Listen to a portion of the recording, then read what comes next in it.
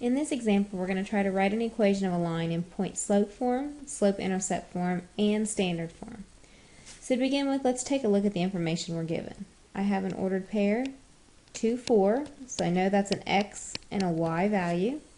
And I also have an x-intercept of -2, which tells me another ordered pair, where the x value is -2. And because it's an x-intercept, I know that the y value is 0. So I have another xy ordered pair. That gives me enough information to find the slope of my line. So I'll go back to my slope formula where I say y2 minus y1 over x2 minus x1. And when I substitute my y values, I'll start over here and I'll say 0 minus 4. Then my corresponding x values will be -2 minus 2.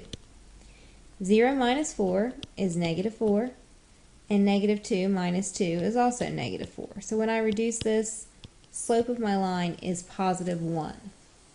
So now I have m, and I also have xy, which is enough information to write in point-slope form is where we'll start. And we know our point-slope formula says y minus y1 equals m x minus x1. So I'm going to fill in one of these y values. You could choose either one you want. I'm just going to use this first one and say the y value is 4. And the slope is 1. And the corresponding x value is 2. If you chose the other point, you would have y minus 0 equals 1, parenthesis, x minus -2. And both of those are correct answers for point-slope form. And then we'll change to slope-intercept form, which means we need to transition this problem so that it looks like y equals mx plus b. So I'm going to rewrite what I've got up there. Y minus 4 equals 1, x minus 2. Remembering that I'm trying to get it to look like this, so I need this y equals mx plus b. So let's distribute that 1 through the parenthesis first, which won't change anything. By multiplying by 1, I'll get 1x minus 2.